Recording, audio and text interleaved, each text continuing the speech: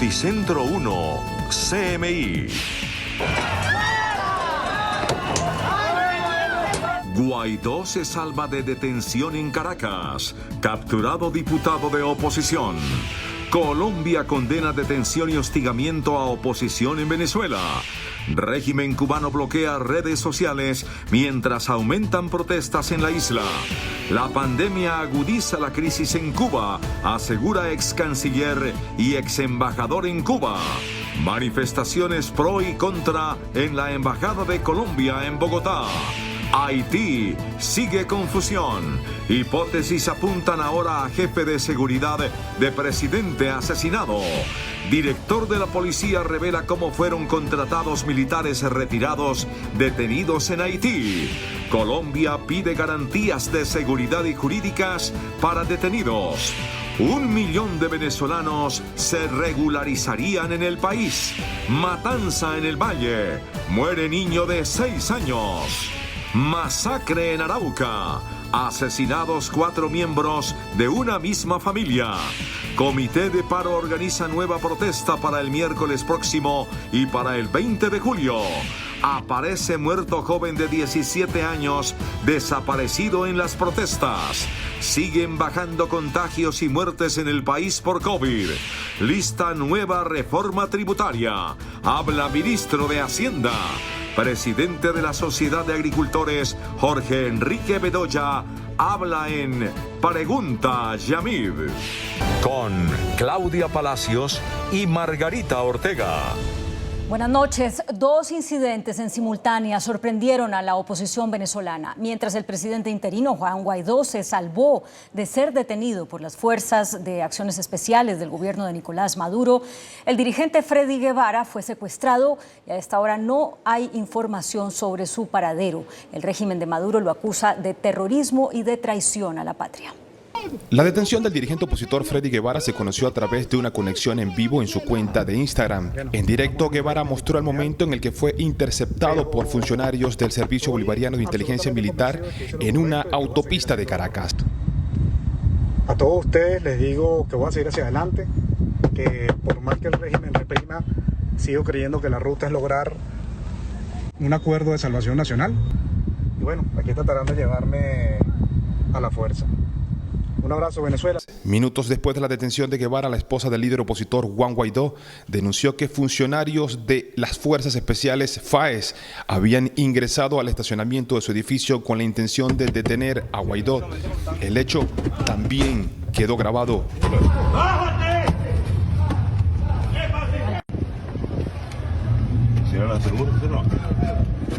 Y el mismo modo operandi que utilizaron para secuestrar a Freddy Guevara lo utilizaron conmigo. Secuestraron, me asediaron el vehículo, afortunadamente de seguridad en donde estaba, porque impactaron una detonación, no sabemos de qué, no sabemos si algo disuasivo o un arma de fuego, pero en definitiva impactaron o detonaron un arma y tuvimos durante más de 1 hora asediados y retenidos, secuestrados por un organismo represivo de la dictadura.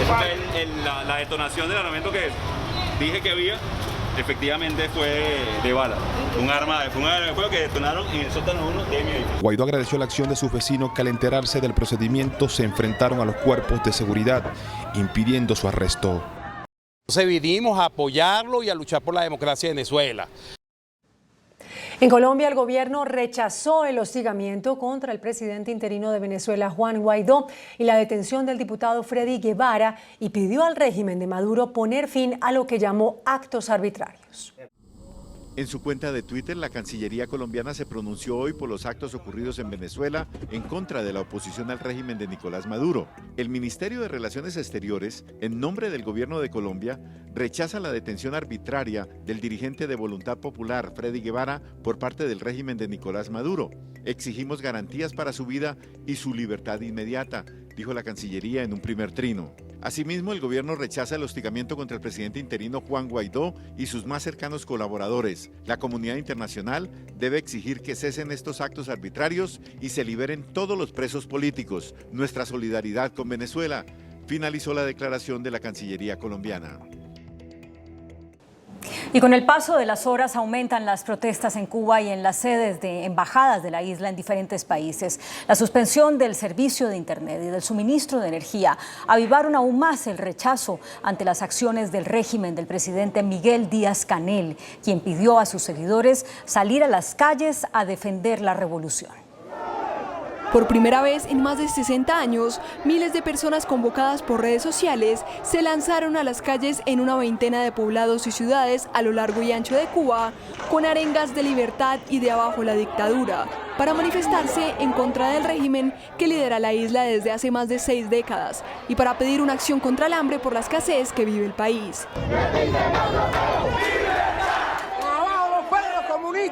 Se registraron decenas de detenidos y enfrentamientos y al menos 70 personas fueron reportadas como desaparecidas. El gobierno de Díaz-Canel, que tildó de delincuentes a los manifestantes, pidió a quienes lo apoyan que salgan a defender la revolución. Aquí ningún gusano ni ningún mercenario nos va a tomar las calles. Mientras los cubanos se alzan inconformes, el régimen cubano bloqueó internet y cortó la electricidad en varias zonas de la isla para impedir la difusión de videos y convocatorias. Esta ha sido una estrategia de hermetismo para que el mundo no se entere de lo que está sucediendo allí y que ha permitido a la dictadura sobrevivir por años. Pero esta jugada no apagó el descontento nacional e hizo que fuera un motivo más para continuar protestando, asusando a los cubanos a buscar la forma de publicar en redes sociales el estallido social. Incluso en diferentes países alrededor del mundo como Estados Unidos, Argentina, España, Colombia, entre otros, frente a las embajadas cubanas, los ciudadanos protestan con banderas y arengas. Y a juicio del ex canciller y ex embajador de Colombia en Cuba, Julio Londoño, la precaria situación de salud de los cubanos, agudizada por la pandemia del COVID-19, es el detonante de las protestas sociales que se tomaron varias de las principales ciudades de la isla. Julio Londoño Paredes conoce como ningún otro colombiano lo que sucede en Cuba. Además de haber sido ministro de Relaciones Exteriores, fue embajador en la isla durante 13 años. Hoy, cuando estallan protestas sociales en un régimen que poco las ha tolerado por ser un gobierno de partido único, el ex embajador las atribuye a la situación de pandemia que ha agudizado las necesidades de los cubanos. La salud en Cuba, a pesar de lo que se ha dicho, es masiva pero no es efectiva. No tienen medicamentos, no tienen la competencia los médicos, no tienen la actualización, no tienen los medios para hacerlo. Los hospitales cubanos son muy complicados, muy difíciles. Entonces no quiere decir que una cobertura total en salud sea eficiente y los cubanos lo están empezando a sentir con la pandemia. Y aunque el ex embajador asegura que el presidente de Cuba, Miguel Díaz-Canel, no tiene el carisma ni el liderazgo de Fidel y de Raúl Castro, sostiene que no cree que su gobierno acuda a la represión violenta de las protestas. De ahí a que entren a una represión, yo lo veo difícil. Yo creo que la policía y el ejército cubano no tiene esas condiciones. Y a pesar de las protestas sociales en varias ciudades de Cuba, sobre todo en La Habana, el internacionalista y ex embajador Julio Londoño Paredes considera que a corto y mediano plazo no hay riesgo para que se caiga el gobierno de Miguel Díaz-Canel. Entre tanto, el presidente de Estados Unidos, Joe Biden, aseguró que los cubanos merecen libertad e hizo un llamado al gobierno de Miguel Díaz-Canel para que escuche a los ciudadanos de la isla. Mientras el gobierno cubano acusa a Washington de estar detrás de las inéditas protestas que se tomaron las calles de la isla, el presidente estadounidense Joe Biden hizo un llamado al gobierno de Miguel Díaz-Canel a que escuche a su gente, no use la violencia y atienda sus necesidades. Cuban people demanding their freedom from an authoritarian regime. The United States stands firmly with the people of Cuba as they assert their universal rights, and we call on the government of Cuba to refrain from violence and their attempts to silence the voice of the people of Cuba. Entre tanto, el exmandatario Donald Trump criticó la débil postura de su sucesor con Cuba y le sugirió que debería hacerle frente al régimen comunista de la isla.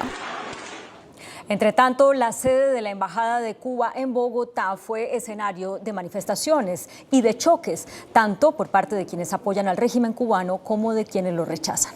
¡Vamos, cubanos!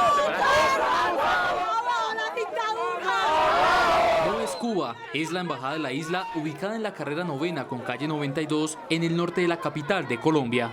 Estoy en Colombia porque desde que yo tenía 10 años a mí me inculcaron que lo mejor que yo podía hacer con mi vida era irme de Cuba. La historia de esta mujer se repite en decenas de cubanos radicados en Colombia.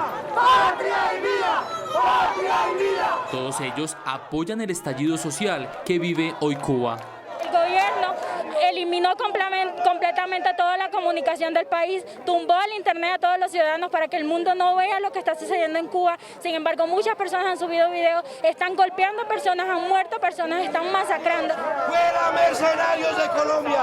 ¡Fuera! Al mismo punto en Bogotá llegaron otros ciudadanos, en su mayoría colombianos. A diferencia de los cubanos, estas personas están en contra de lo que sucede en la isla. Pero más que de la embajada de la Revolución Cubana.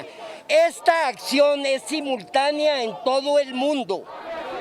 Ante el panorama fue necesaria la intervención de jóvenes de gestores de convivencia de la Secretaría de Gobierno. El tenso panorama se vivió por varias horas, lo que también obligó a la policía a blindar la embajada. La hipótesis sobre la posible vinculación de la Fuerza de Seguridad del presidente de Haití con su muerte cobra cada vez más fuerza. Mañana Dimitri Gerard, el jefe de la unidad que custodiaba al mandatario, declarará ante las autoridades y tendrá que responder las dudas que existen sobre sus 6 viajes a diferentes países de Sudamérica, incluido Colombia.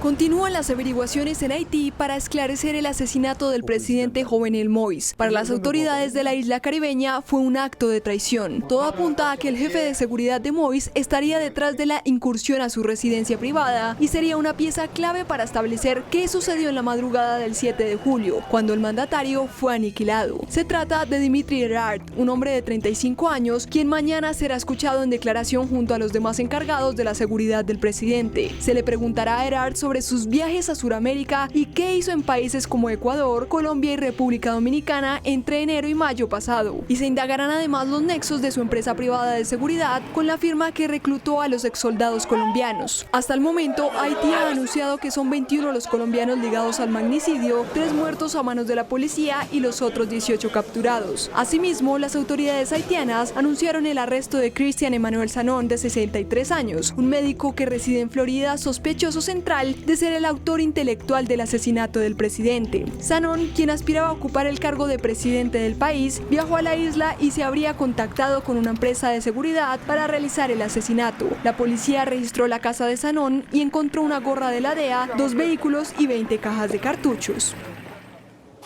Y en Colombia, el general Jorge Luis Vargas, director de la Policía Nacional, reveló detalles de la investigación por la presencia del jefe de seguridad del asesinado presidente de Haití en el país en meses recientes. Además, informó sobre la forma en la que fueron contactados los soldados en retiro que hoy están detenidos en Puerto Príncipe. Una empresa radicada en el estado de la Florida y controlada por venezolanos en el exilio habría sido la encargada de reclutar a los colombianos detenidos en Haití. El representante de esta empresa, lo cual es público, es el señor Anthony Emanuel Intriago Valera, de nacionalidad venezolana. Ante esta representación, y que ya es público, le hemos pedido también a la Oficina Nacional de Interpol de estos países mencionados, pero especialmente de Estados Unidos, que nos amplíe la información o que le remita esa información directamente a las autoridades haitianas. En Colombia, la policía tiene evidencias sobre reuniones entre funcionarios de la empresa CTU Security y los militares que habrían reclutado a los demás soldados. Hemos encontrado vehículos, en los videos hemos encontrado reuniones, personas que se ven juntas, que las estamos enviando precisamente a Haití. La policía también confirmó que el jefe de seguridad de la presidencia de Haití estuvo en el país. Sabemos que estuvo no solamente de tránsito, sino un par de días en Colombia, y sí estamos estableciendo patrón de comunicaciones, patrón financiero, estado de los vuelos, cómo se hizo la reserva. Estamos en ese trabajo de verificación a fondo. En las últimas horas se confirmó la muerte de otro de los colombianos que había sido herido en Haití. Desde Neiva, la esposa de uno de los militares en retiro que resultó abatido en Haití pidió claridad sobre lo ocurrido en la isla. ¡Sacrificio!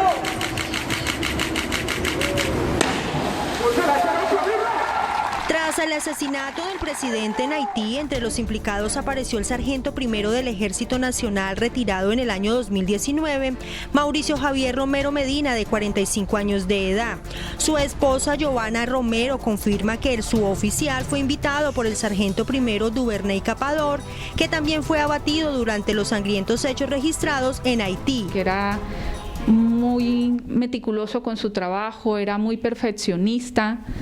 Él decía y tenía como convicción que si las cosas se hacían correctamente, bien hechas, a uno le iba bien en la vida. Aún no tiene explicación por qué su pareja sentimental aparece involucrado en el crimen del mandatario haitiano y fue enfática en asegurar que su esposo no es ningún mercenario. Yo los exhorto a que se hagan investigaciones objetivas, que sean cosas muy neutrales para que todo esto se esclarezca a favor no solamente del buen nombre de mi esposo, sino al buen nombre también de todos los que están involucrados, de las familias de los involucrados, del mismo ejército, porque está siendo señalado como escuela de asesinos. El ex militar, vinculado a las fuerzas especiales, ingresó a las fuerzas militares en el año 1998 y permaneció en el servicio activo 21 años.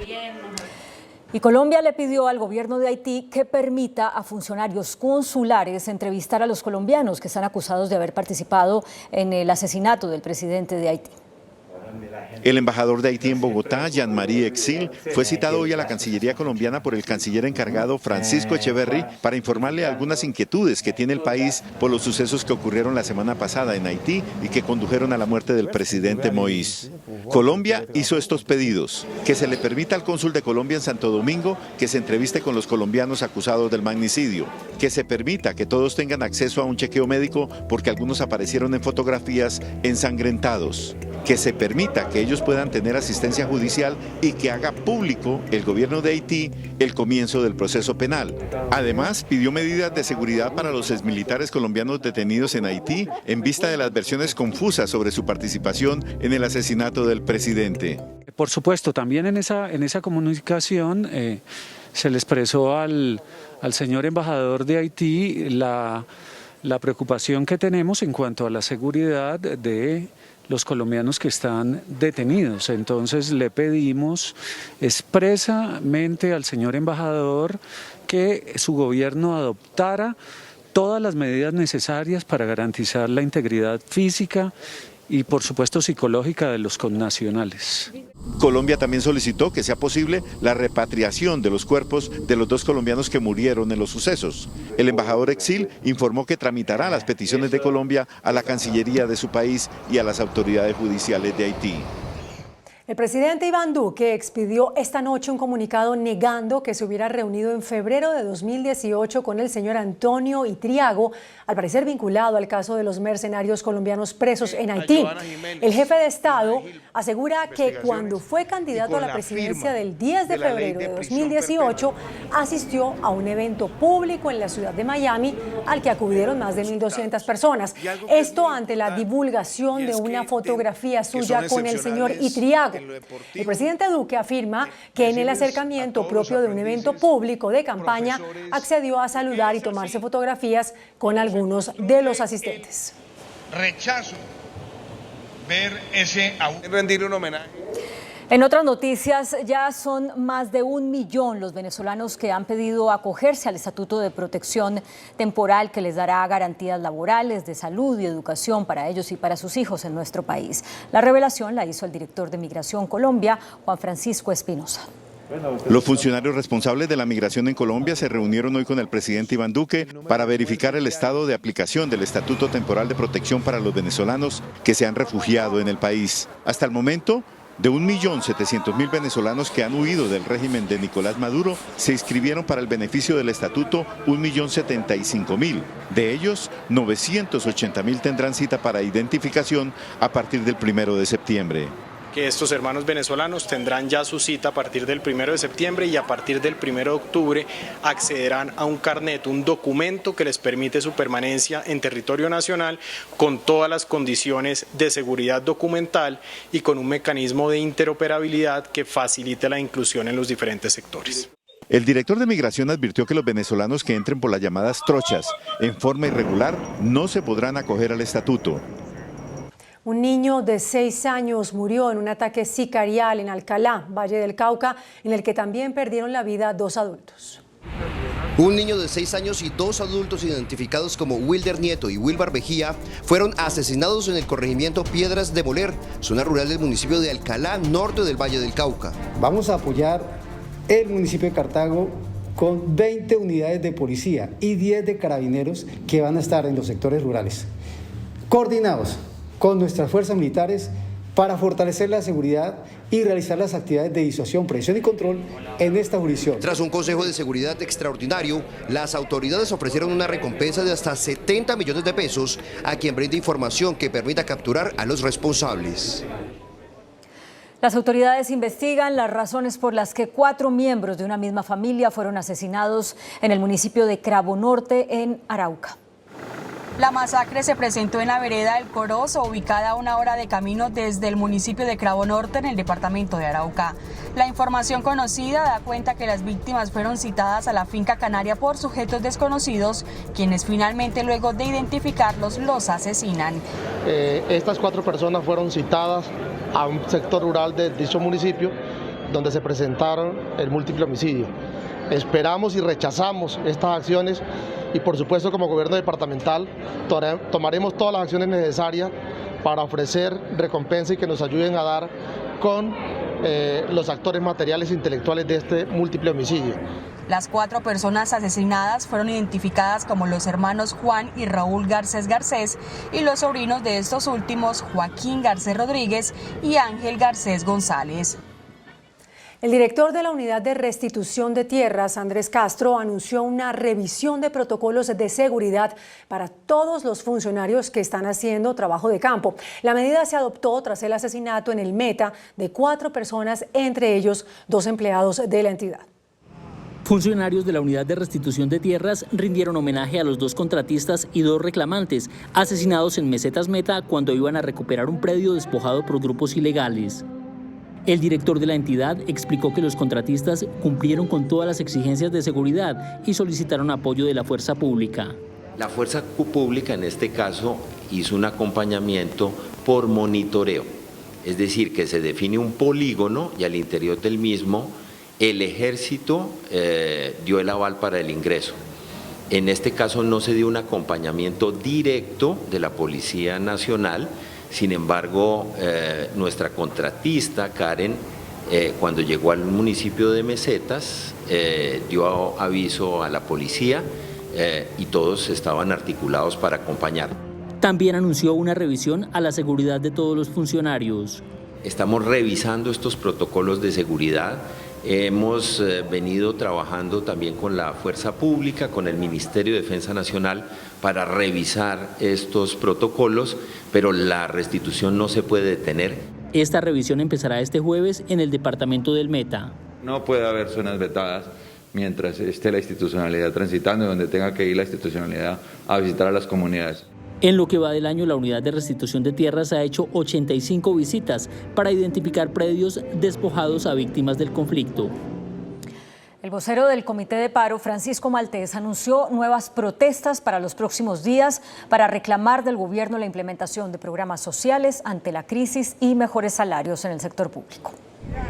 Con manifestaciones en las calles de Bogotá y de las principales ciudades del país, el denominado Comité de Paro reactivará la protesta social en la calle los días miércoles 14 de julio y el 20 de julio.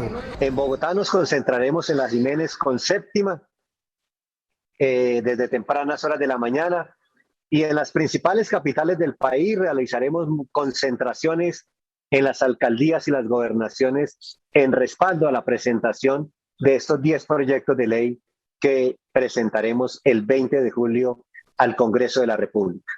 Los proyectos que propondrá al Congreso el Comité de Paro tienen que ver con la renta básica extendida por 7 meses, el subsidio a las nóminas de pequeñas y medianas empresas, la derogatoria del decreto sobre el trabajo por horas y la implementación de las recomendaciones de la Comisión Interamericana de Derechos Humanos sobre garantías a la protesta social. Integrantes de la llamada Primera Línea de Cali piden un diálogo con el gobierno para buscar garantías de seguridad en las protestas.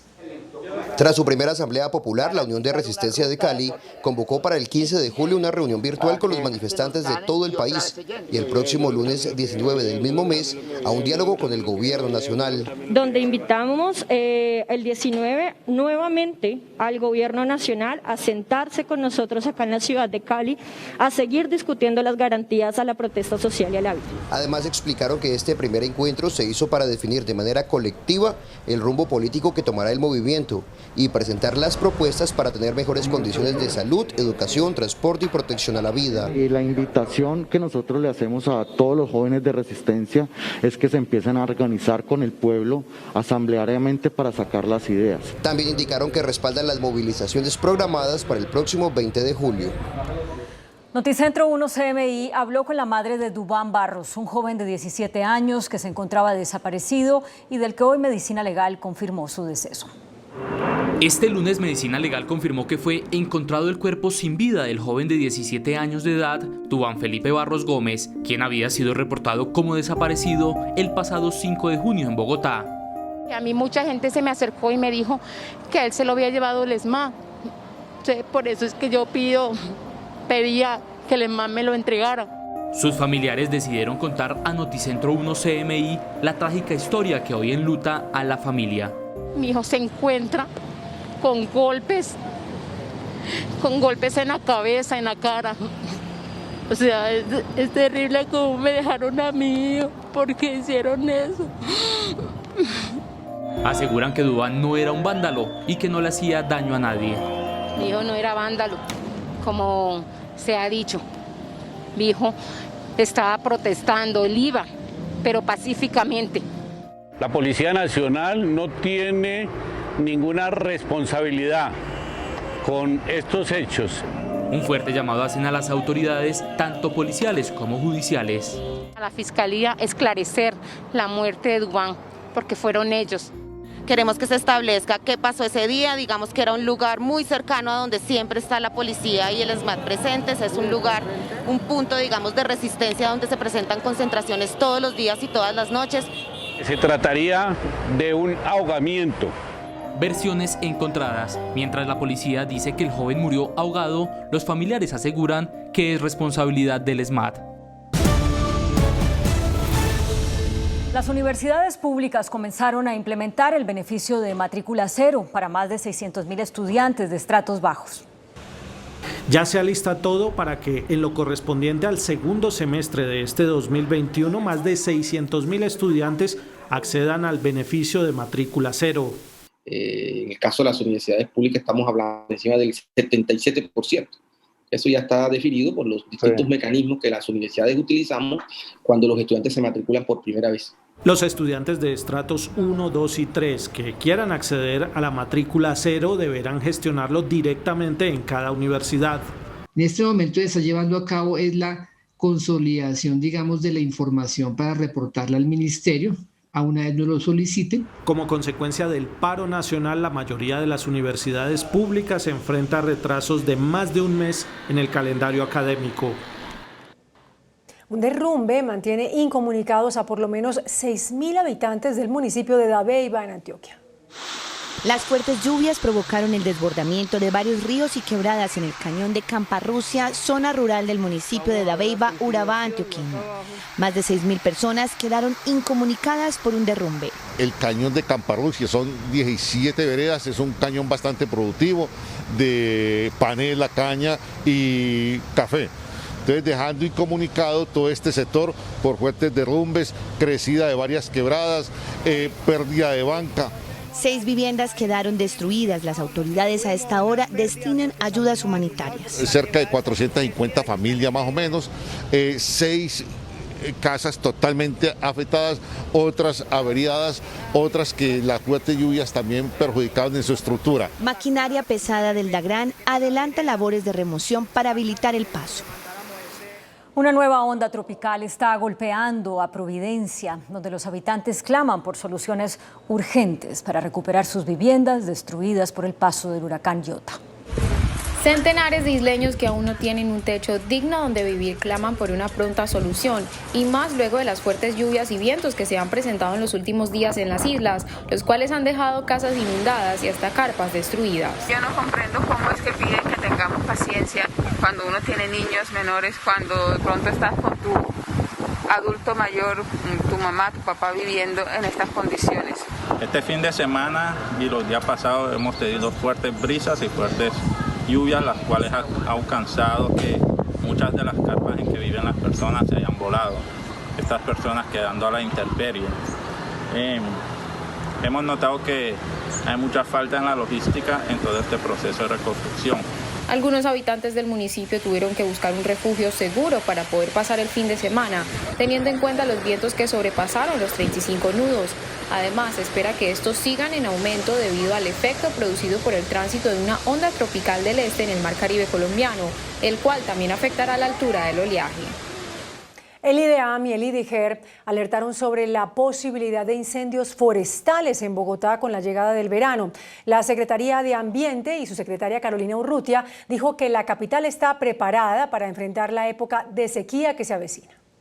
Estos son los cerros orientales, donde mayormente por descuido, por causas naturales o por manos criminales, se pueden presentar incendios en esta temporada de calor que va de julio a septiembre.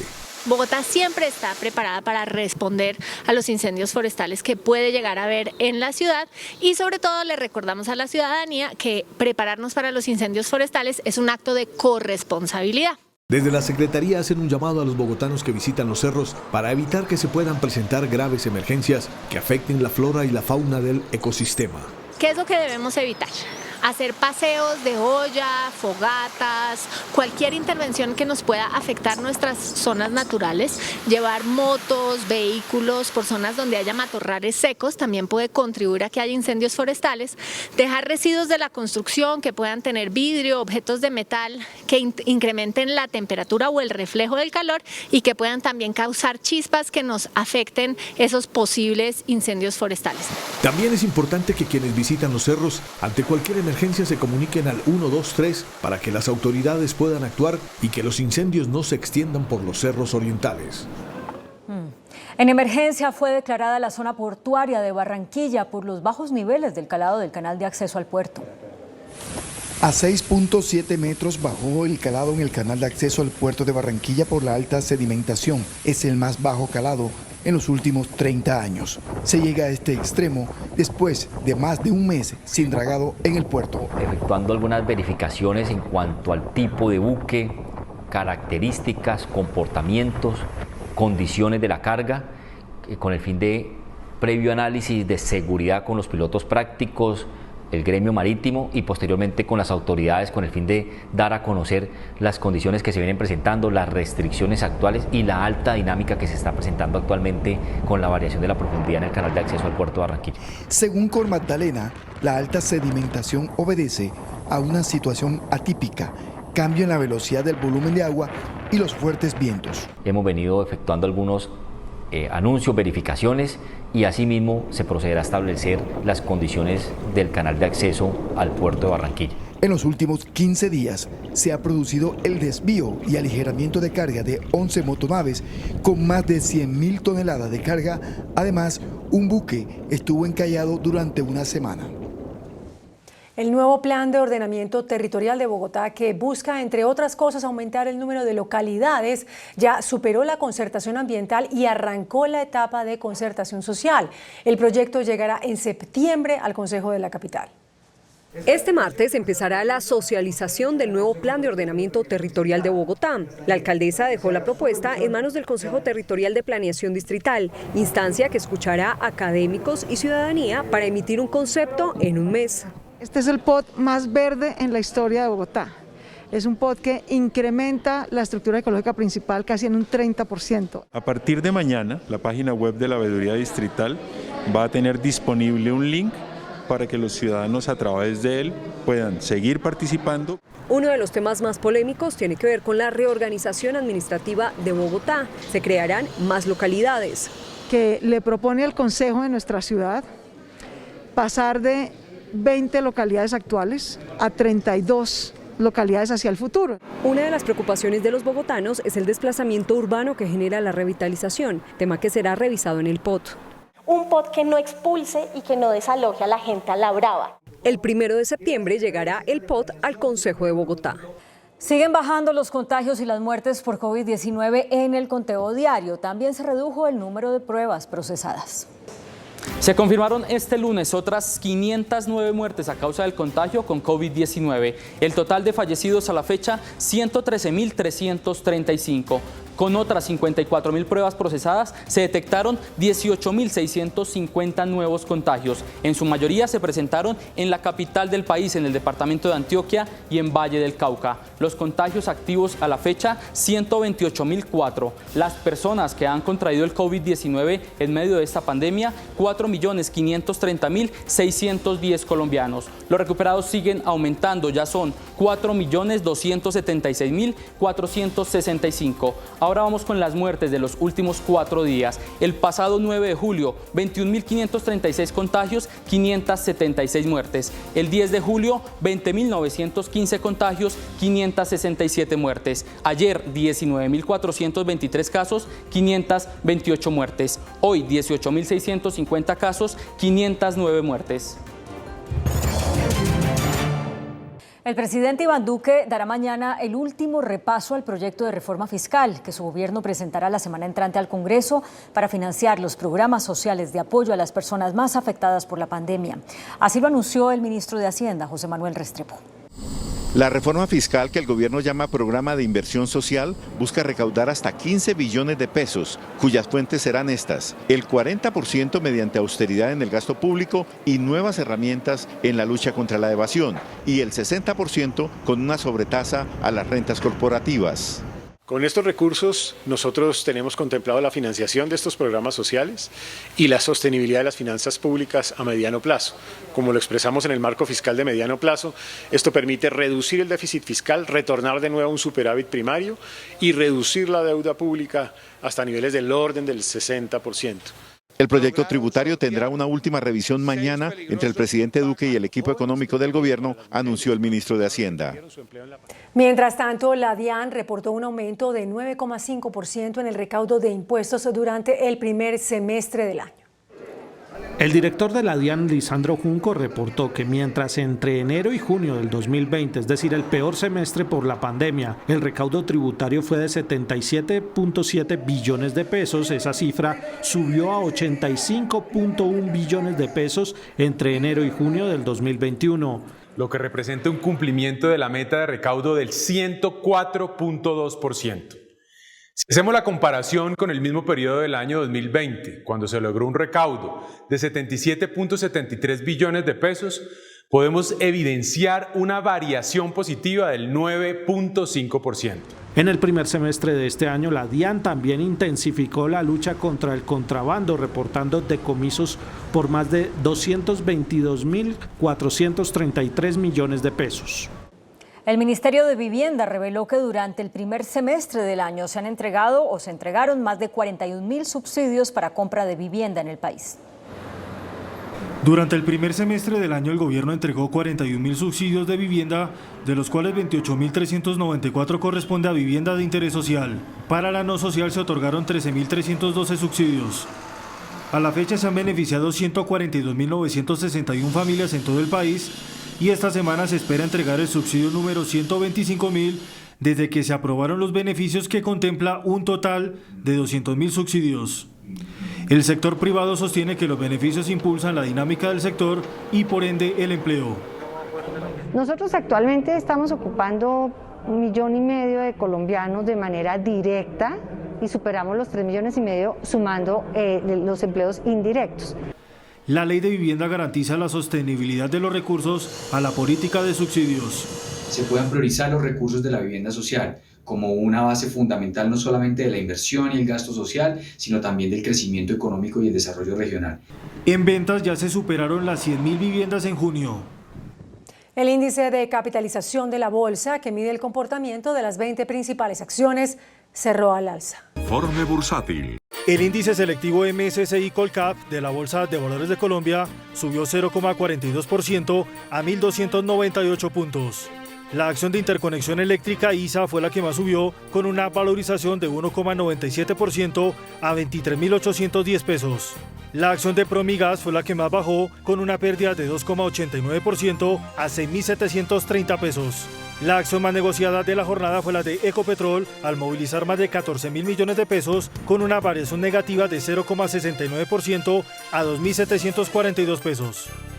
El presidente de la empresa de gas Canacol Energy, Omar Serrano, anunció la puesta en marcha de 11 proyectos en la costa caribe colombiana que garantizarán la autosuficiencia de gas del país en los próximos 15 años.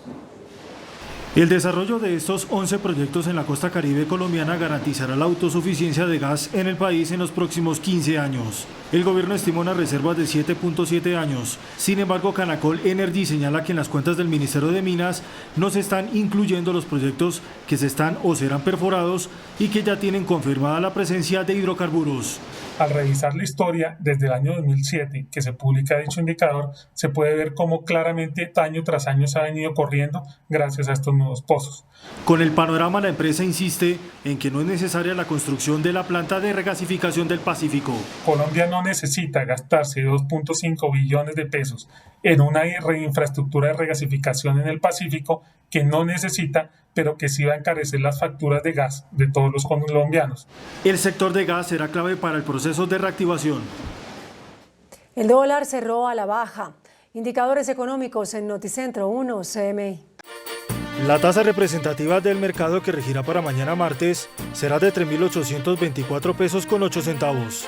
Los profesionales del cambio compran la divisa en promedio entre 1.700 pesos y la venden entre 1.750 pesos. Un euro cuesta 4.533 pesos con 50 centavos. La libra de café en Nueva York se cotizó a $1.53 centavos.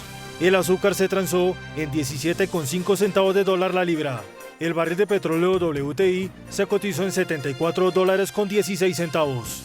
La referencia Brent para Colombia se cotizó en $75.19 centavos. Una acción de Ecopetrol cuesta 2.742 pesos. La Contraloría General abrió 3 indagaciones preliminares para establecer si hubo irregularidades en el manejo de 17.000 millones de pesos en el Fondo para el Financiamiento del Sector Agropecuario FINAGRO.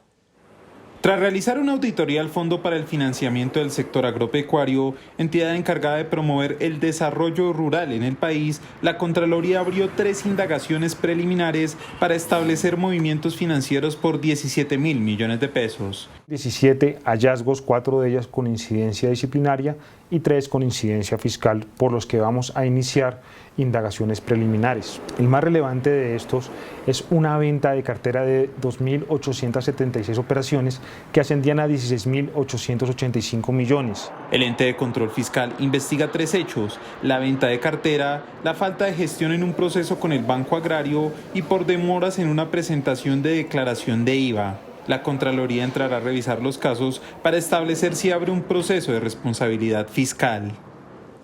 El Tribunal de Bogotá condenó a 12 años de cárcel por captación ilegal de dinero a José Torres, exdirectivo de la firma Torres Cortés. Al condenado se le retiró el beneficio de detención domiciliaria.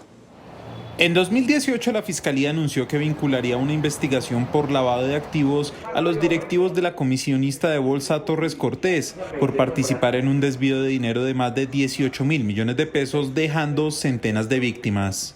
Según estableció la Fiscalía, el dinero de los inversionistas fue usado para pagar vehículos, apartamentos y lotes, engañando a los afectados, quienes creían que su dinero sería invertido en la bolsa mercantil. Las víctimas denuncian que pese a los anuncios de la Fiscalía no hay reparación por parte de los directivos. Más de 200 personas de la tercera edad que represento No hemos tenido absolutamente una sola reparación en este proceso. Uno de los exdirectivos señalados es José Leonel Torres. Él fue sentenciado a 12 años de cárcel en una condena que recientemente fue ratificada por el Tribunal de Bogotá. El Tribunal Superior de Bogotá en sala penal acaba de revocar la prisión domiciliaria del señor Leonel Torres Jaramillo, devolviéndole a la cárcel modelo hasta que pague a sus víctimas. El abogado de las víctimas dice que parte del dinero del desfalco estaría siendo usado en proyectos de construcción, por lo que pide a la Fiscalía medidas. La Corte Suprema de Justicia dejó en firme una sanción económica impuesta por la Superintendencia de Industria a la aerolínea Avianca por cambiar las condiciones de un vuelo a una pasajera. Al negar una tutela, la Corte Suprema ratificó una decisión de la Superintendencia de Industria que impuso una multa a Avianca por cambiar el vuelo de una mujer que pagó un tiquete de clase ejecutiva con destino a Madrid. La aerolínea cambió el avión el día que se haría el viaje, lo que causó el rechazo por parte de la usuaria, quien dijo que se modificaron las condiciones del producto que adquirió inicialmente. Tras revisar el caso, la Corte Suprema no admitió la acción judicial radicada por Avianca, con la que buscaba tumbar la sanción de 5.900.000 pesos. Para la superintendencia, la aerolínea no fue clara al informar sobre el cambio del avión. Las cárceles Modelo y Buen Pastor serán derrumbadas y en su lugar se construirán parques. Así lo anunció el ministro de Justicia, Wilson Ruiz. El ministro de Justicia, Wilson Ruiz, reveló hoy que el gobierno nacional firmó un acuerdo con la alcaldesa de Bogotá, Claudia López, para construir una megacárcel en La Picota que permita trasladar allá a los reclusos que hoy se hacinan en la Modelo y en la cárcel de mujeres del Buen Pastor. Sí, o sea, como ya esta quería una megacárcel, entonces lo que sería la cárcel La Modelo y el Buen Pastor las quitaríamos y esos lotes se aprovecharían, desde luego poniéndolos en venta para poder ahí construir parques o lo que el distrito considere en conjunto con el IMPEC. El ministro Wilson Ruiz aseguró que las cárceles tienen capacidad para recibir 82.000 presos y hoy hay 120.000 internos. El principal problema de hacinamiento se está dando en las URIs en ciudades como Bogotá. En las elecciones a la Cámara de Representantes del año entrante, los colombianos elegirán 16 congresistas más correspondientes a las nuevas curules para las víctimas del conflicto armado. Con esto, el Congreso de la República pasará de tener 280 congresistas a 296. Las llamadas curules para la paz entrarán a ser parte de la Cámara de Representantes, que hasta las elecciones del 2018 elegía a sus miembros así: 161 mediante circunscripción territorial, 2 de comunidades afro, 1 indígena, 1 más de minorías políticas, 1 de los colombianos en el exterior y 1 correspondiente a la fórmula vicepresidencial perdedora en las elecciones, más 5 para los desmovilizados de comunes, lo que da 172. Pero desde las elecciones del año entrante, a esos 172 se le suman las 16 curules para la paz. Es decir, que la Cámara de Representantes en las elecciones del 2022 tendrá 188 miembros. A esas 188 curules de la Cámara de Representantes se les deben sumar las 108 del Senado de la República, con lo que el Congreso en pleno tendrá 296 congresistas que serán elegidos en marzo del año entrante, pero que tomarán posesión de sus curules para un periodo de 4 años, el 20 de julio del 2022. Iniciamos nuestra segunda hora de noticias. Según la FAO, la Organización para la Alimentación y Agricultura de la ONU, la pandemia del coronavirus amenaza con agravar el hambre en todo el mundo. En el último año, 160 millones de personas sufrieron por la falta de alimento. La pandemia del COVID-19 contribuyó a un aumento del número de personas con hambre en 2020 y tendrá efectos a largo plazo en la seguridad alimentaria mundial, según la Organización de la ONU para la Alimentación y la Agricultura.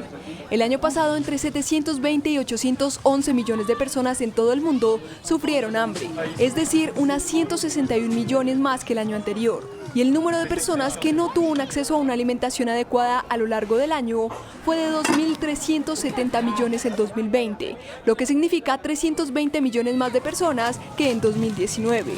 El incremento de la subnutrición varía entre regiones, y mientras que cerca de 1 de cada 5 personas en África, o un 21%, sufrió de este problema, en América Latina y el Caribe afectó a un 9,1% y en Asia a un 9%. Más de 30 millones de personas están bajo alerta de calor extremo. Una amplia área del oeste de Estados Unidos y de Canadá es golpeada por una intensa ola de calor. Nuevamente se esperan temperaturas récord.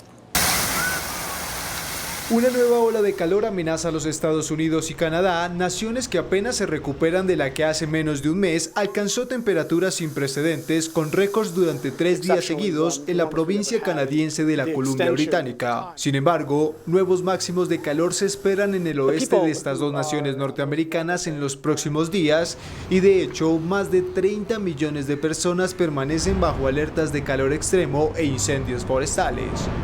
Las Vegas, en el desierto de Nevada, igualó su récord histórico de 47,2 grados, alcanzado por primera vez en 1942, mientras en el norte de California, un incendio continuó devastando varias localidades alimentado por el calor y los fuertes vientos. La Organización Mundial de la Salud advirtió que la cepa Delta del COVID-19 ya está en 104 países y aseguró que será la dominante a nivel global muy pronto. Cuando el mundo registra más de 187 millones de contagios y 4 millones de muertes por la pandemia del coronavirus, aumenta la preocupación por la expansión de nuevas variantes del COVID-19, en especial de la cepa Delta, detectada primero en la India y, según expertos, más contagiosa que versiones anteriores del virus. La OMS alertó de su rápida propagación y aseguró que pronto se convertirá en la dominante a nivel mundial. Delta is now in more than 104 countries. And we expect it to soon be the dominant COVID-19 strain circulating worldwide. El organismo subrayó además que el aumento de nuevos casos ya se está observando en lugares con altas tasas de vacunación, aunque la situación es particularmente mala en países donde la inmunización está avanzando más lentamente. Los gobiernos de Francia y Grecia anunciaron que la vacuna contra el COVID-19 será obligatoria para todo el personal sanitario. Con esta nueva normativa, el personal residente que no lo haya hecho todavía, es decir, que no se haya vacunado todavía, tendrá que hacerlo de forma inmediata o será suspendido del empleo desde el 16 de agosto.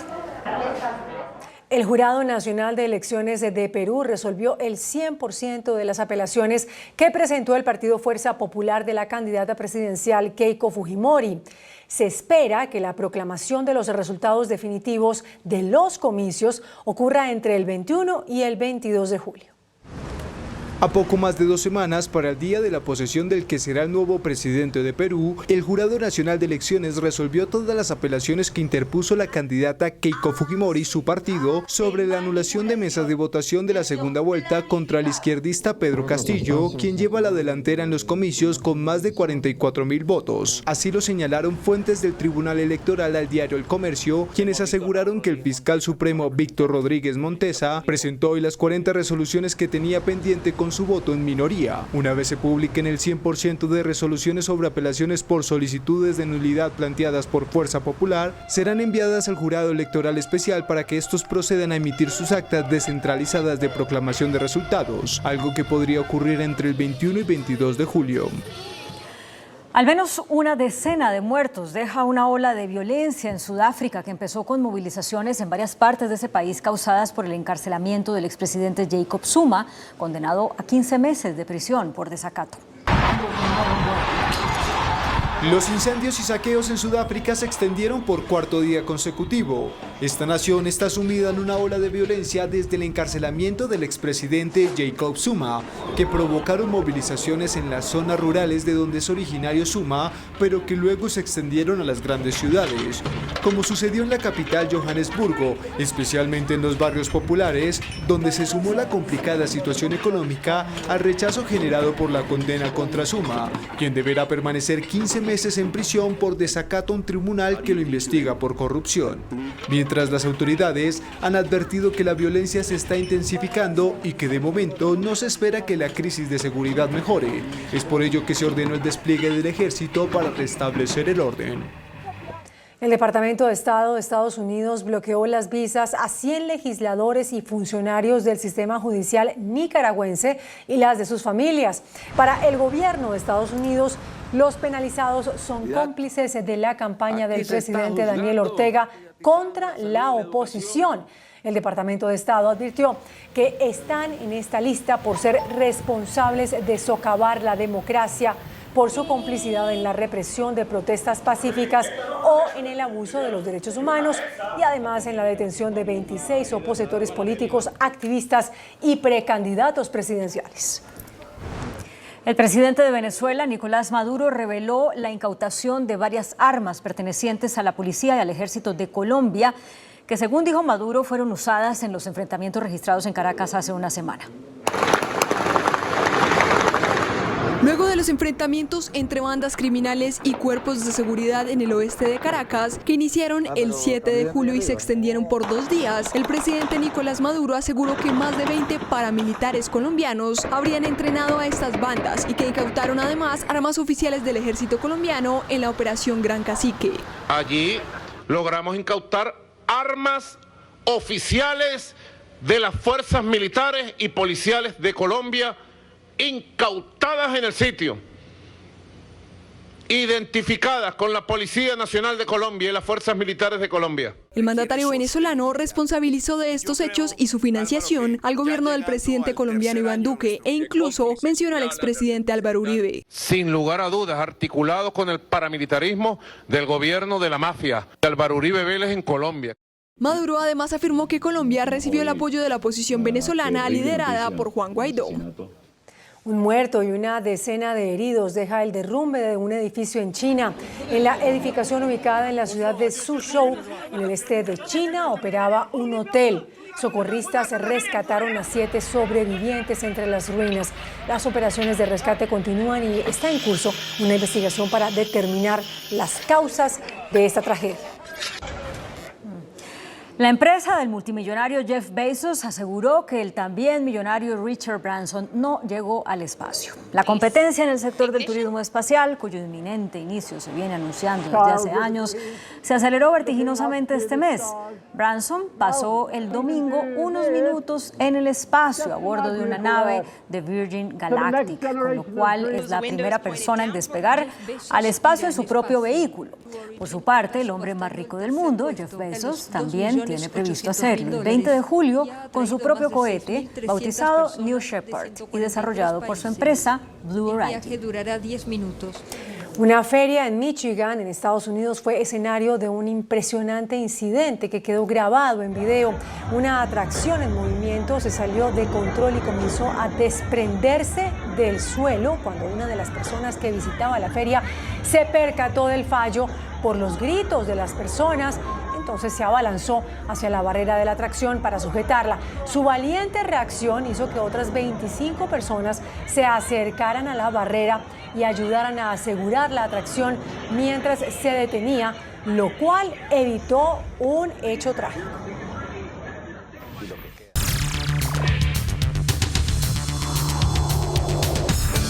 Muy buenas noches. Nuestro tema de hoy es el de los bloqueos en carreteras. El pasado viernes, la presidenta de la Comisión Interamericana de Derechos Humanos, la doctora Antonia Urrejola, hizo una claridad perfecta sobre lo que dijo la Comisión respecto de los bloqueos, en el sentido de que no los apoyó, todo lo contrario, los condenó. Vean lo que dijo. Cuando los bloqueos terminan perjudicando y violando otros derechos fundamentales, esos bloqueos nosotros los condenamos y en el informe los hemos dicho expresamente y no hemos pronunciado respecto de un conjunto de actos de violencia que hemos visto en el contexto de las protestas, como la quema del Palacio de Justicia de Popayán, de Tuluá, o el Instituto Médico Legal en Popayán. Eso no es parte de la protesta, eso es violencia. Como hemos visto que los bloqueos han ocasionado en algunas partes de Colombia y que la Comisión en su informe condena de manera muy enérgica. Es decir, hemos manifestado nuestra consternación que hayan fallecido 2 bebés porque en un bloqueo no se dejó pasar las ambulancias. Eso no es parte del derecho a la protesta, por ejemplo. O que una ciudad quede por un mes sin acceso a alimentación y elementos básicos, sin acceso a medicina. A propósito de esta declaración, nuestro invitado esta noche es el doctor Jorge Enrique Bedoya, presidente de la Sociedad de Agricultores de Colombia. Doctor Bedoya, buenas noches. ¿Qué sensación, qué impresión le dejó esta aclaración que hizo la presidenta de la Comisión Interamericana de Derechos Humanos? Yamid, buenas noches. Pues habría sido indiscutiblemente mucho mejor que eso que ella dijo en su programa hubiese quedado muy bien redactado en el informe de la comisión. Porque lo que vale, tristemente, para nuestro país son las recomendaciones formales que hizo la comisión y lo que queda también para la comunidad internacional es lo que quedó consignado en ese reporte. Pero lo que ella dijo en su programa yo creo que da mucha mayor claridad frente a que cuando se violan los derechos fundamentales de los ciudadanos, los bloqueos se terminan convirtiendo en actos absolutamente reprochables. Es decir, doctor Bedoya, que una de dos, o el informe inicial de la comisión fue mal interpretado, incluyendo el gobierno, o que la doctora Urréjola lo suavizó. ¿Qué piensa usted que fue lo que ocurrió? Usted que conoce bien el informe. Pues Yamid, cuando uno lee las 48 páginas, indiscutiblemente hay una sección sobre el tema de los bloqueos, pero no es tan contundente como sí fue el pronunciamiento que ella hizo en su programa la semana pasada. Y menos mal, existe el Código Penal en nuestro país, porque yo creo que ese artículo 353A da una claridad total para que cuando por la vía de medios ilícitos se bloqueen las carreteras y se violen los derechos de los colombianos, tiene que caerle todo el peso a la justicia, no solamente a quienes los organizan, sino a quienes están materializando estos bloqueos. Y sin duda alguna, eso debió haber quedado en el informe de la comisión, porque yo me pregunto, Yamid, ahora que se viene el 20 de julio, ahora que se viene el 7 de agosto y que de pronto tendremos más manifestaciones en las vías y en las ciudades de nuestro país, ¿será que ese informe de la comisión va a ser interpretado porque quienes salen a las carreteras se sientan con el derecho de bloquearlas y volver a violarle los derechos a la alimentación, al trabajo, a la movilidad e inclusive, como desafortunadamente ocurrió, a la vida en nuestro país? Ojalá que no sea así. Pero a ver, con todo respeto, doctor Bedoya, me parece que el informe no autorizó los bloqueos. Y es muy claro un pedazo donde dice que un bloqueo permanente es indebido. Permanente. En la comisión, el informe de la comisión habla de cierta dificultad que puede provocar una protesta con un bloqueo temporal, unas horas, pero no permanente. El informe de la comisión censura los bloqueos. Me perdona, doctor Bedoya, pero yo tengo entendido eso. Que los bloqueos permanentes, quiero decir.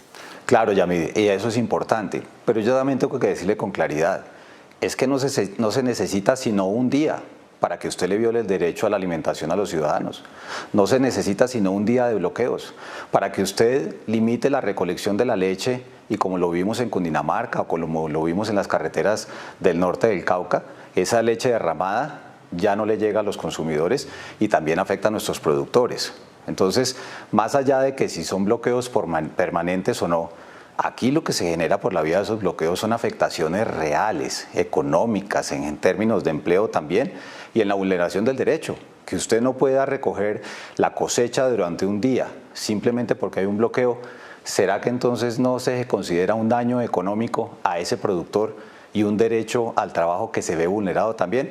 Esa relativización de los derechos yo creo que debería ser mucho más clara en ese tipo de informes. Y por eso le digo con claridad también, menos mal existe el Código Penal, porque al final del día esas son recomendaciones para el Estado. Pero lo que vale en Colombia es lo que tenga la Constitución y la ley.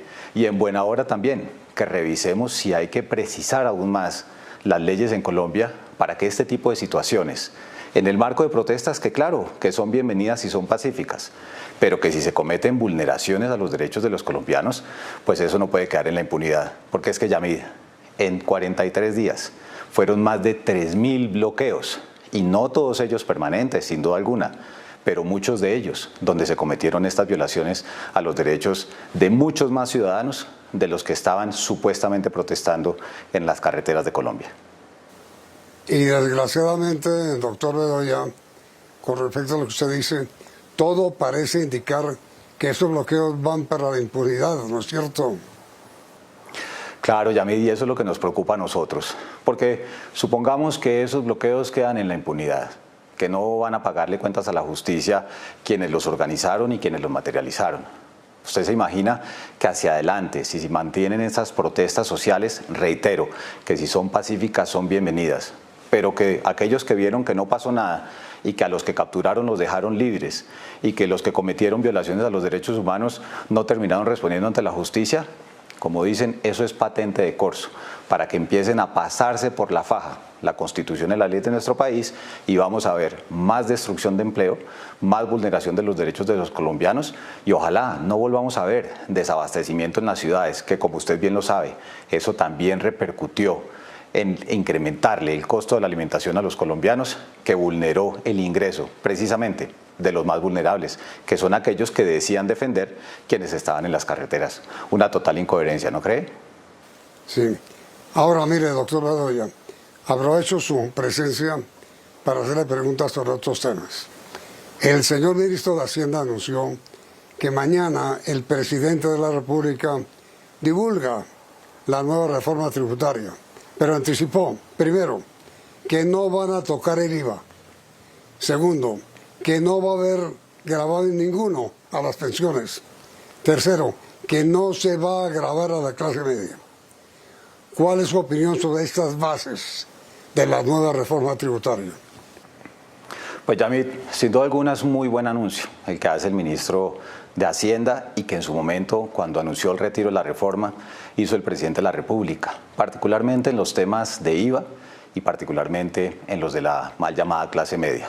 Pero habrá que esperar a ver cuál es ese texto que el gobierno va a llevar al Congreso de la República, porque como usted y yo lo hablamos en su momento, hay que mirar los detalles de lo que se lleva al Congreso de la República para ver si en esos, entiendo, 35 artículos que el Gobierno Nacional llevará al Congreso de la República, estas promesas y estos compromisos políticos del gobierno se ven reflejados con absoluta claridad y no se prestan para interpretaciones por parte del Congreso de la República y a la hora de la implementación. De ser así, creo que el gobierno cumplirá con su propósito de recaudar alrededor de esos 15 billones de pesos, de no afectar a los colombianos en condición de vulnerabilidad, de llevarles los programas sociales que son tan importantes y como lo ha hecho el mismo ministro José Manuel Restrepo, hay que acudir al bolsillo de aquellos que pueden pagarla y eso es el sector empresarial y los colombianos de mayores ingresos.